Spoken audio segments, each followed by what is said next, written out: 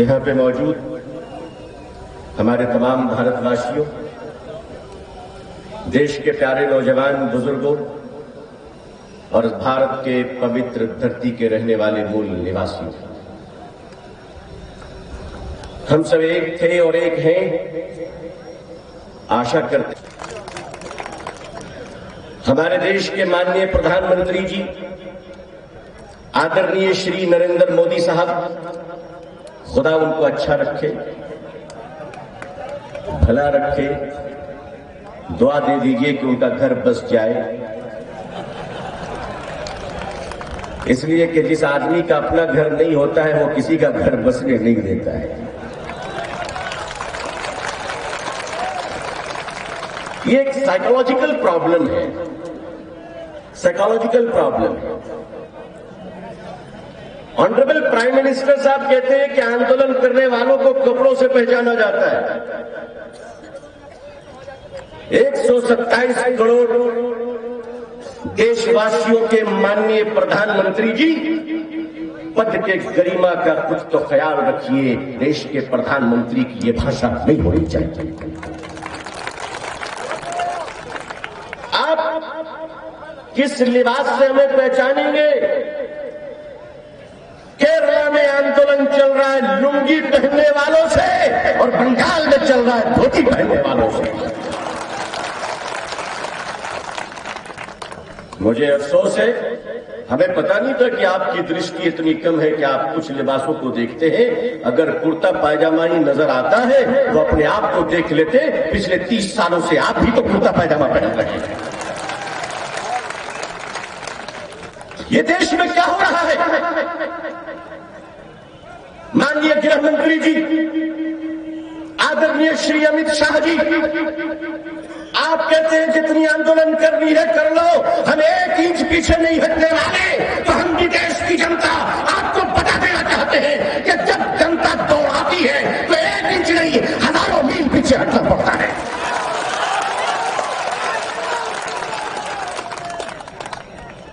सोचिए, अगर नक्शा बदल गया तो क्या होगा, और अगर जनता ने दौड़ाया तो देश की सरकार डिटेंशन कैंप में चली जाएगी। अमित शाह जी, आप देश के गृह मंत्री हैं, हमारे लिए सम्मानीय है, लेकिन याद रखिएगा, भारत को धर्मों में, भाषाओं में, जात में ये बदलने की नीति गोरों की थी, और हम उन बड़ों की औलाद हैं जो लड़े थे गोरों से। हम लड़ेंगे चोरों से। अच्छा होगा कि इज्जत के साथ मान जाइए। वैसे माफ कीजिएगा, मैं तो बहुत छोटा आदमी हूं, माने तो इस काम के लिए मैं भी आपके साथ तैयार हूं। अगर आपके ईगो को हटते हो, आपके कई मिनिस्टर ऐसे हैं, इंक्लूडिंग ऑनरेबल प्राइम मिनिस्टर साहब, क्या आप अपने स्कूल की सर्टिफिकेट दिखा नहीं पाते, कॉलेज के सर्टिफिकेट दिखा नहीं पाते, और आप अपनी सर्टिफिकेट दिखा नहीं पाते और देश की जनता से कहते हैं कि अपने 50 साल पुराने कागज दिखाओ। शर्म आती है मुझे। मैं आपकी बात तो नहीं करता, आप तो सम्मानीय आदमी है। मुझे शर्म आती है कि हम अपने देश में, ये हमारी सरकार, हमारी चुनी हुई सरकार, भारत की सरकार, जिस पार्टी का भी हो, लेकिन वो हमारे लिए सम्मानीय होते हैं। सर्वोच्च पदों पे बैठे हुए लोग, हमने उसका सम्मान। आपने एक बार कहा था कि देश के मुसलमानों को आप इस तरह देखना चाहते हैं, एक हाथ में कुरान हो, एक हाथ में कुरान हो, दूसरे हाथ में कंप्यूटर हो। प्रधानमंत्री जी, बहुत अदब के साथ आपसे कहना चाहता हूं, हम देश के मुसलमानों को ऐसा देखना चाहते हैं, एक हाथ में कुरान हो तो दूसरे हाथ में भारत का संविधान हो।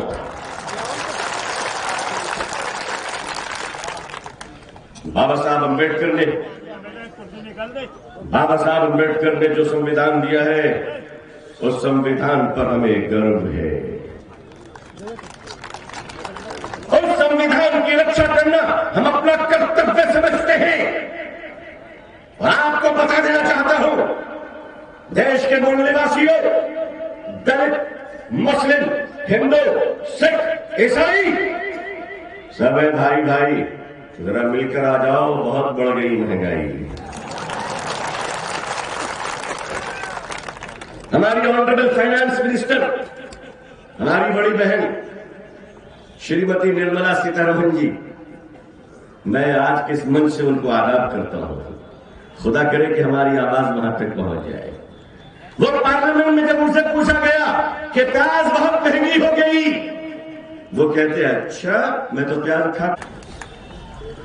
अब आप बताइए, देश की फाइनेंस मिनिस्टर हैं, कह रही मैं प्याज नहीं खाती होंगी, बहन मेरी आप दूध तो पीती होंगी, वो भी महंगा हो गया। रसोई में जलने वाले गैस के सिलेंडर महंगे हो गए। भारत के नारियों को आपने ललकारा, आपने यह समझा था कि भारत की नारियां स्कार्फ पहनना और घूंघट तानना जानती है, मुसलमान औरतें चेहरे पर नकाब डालती है, तो राजस्थान की हिंदू बहनें घूंघट तान कर चलती है। आप समझ रहे थे उन्हें रोटियां बनानी आती है, उन्हें खाना बनाना आता है। नहीं नहीं, अगर आप चैलेंज करेंगे तो रसोई को संभालने वाली बहनें आज शाहीन बाग में भारत को संभाल रही हैं। और आवश्यकता हुई तो देश की और भी बहनें लाइन में लगी हुई हैं और वो ये कहती हैं रखिएगा, देश हमारा है और देश बाकी रहेगा।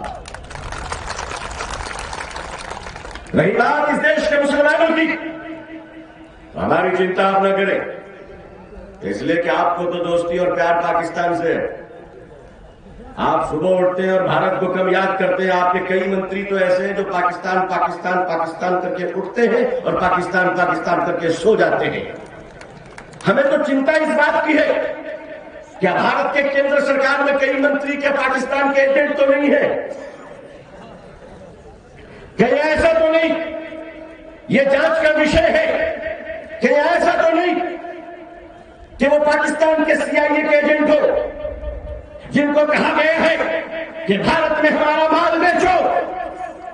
तो भारत के दलित और मुसलमानों और हिंदू भाइयों, आज मैं आपके सामने बता देना चाहता हूं कि चाइना पाकिस्तान के बॉर्डर और शहर कश्मीर तक अगर हमारे भारत के फौजी भाइयों को, हमारे भारत के आर्मी को, भारत के जवानों को भारत के दुश्मनों से लड़ते हुए अगर प्राण की जरूरत पड़ी, रक्त और खून की जरूरत पड़ी, जान और माल की जरूरत पड़ी, हमें आवाज देना, हम मदरसों से बच्चों को कफन पहनाकर सड़कों से पहुंचा।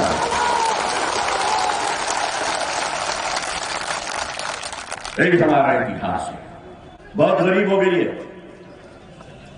इतनी गरीब हो गई है कि लूटमार को उतर आई है।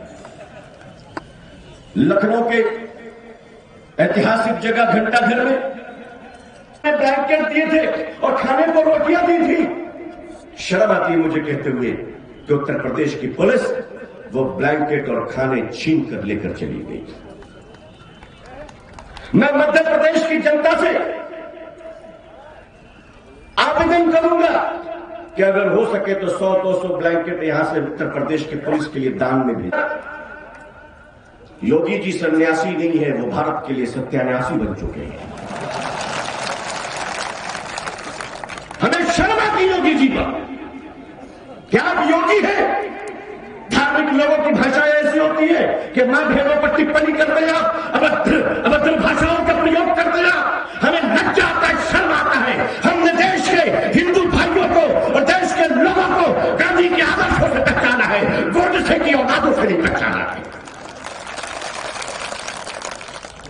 ये देश लोकतंत्र से चलेगा, शक्ति तंत्र से नहीं चलेगा। शक्ति तंत्र के प्रयोग करने वालों, आज नहीं तो कल लोकतंत्र के सामने तुम्हें घुटने टेकने होंगे। भारत जिंदाबाद, भारत का संविधान जिंदाबाद, इंकलाब जिंदाबाद, भारत की जनता जिंदाबाद। बहुत बहुत शुक्रिया। इंकलाब, इंकलाब, हिंदू मुस्लिम सिख ईसाई, हिंदू मुस्लिम सिख ईसाई।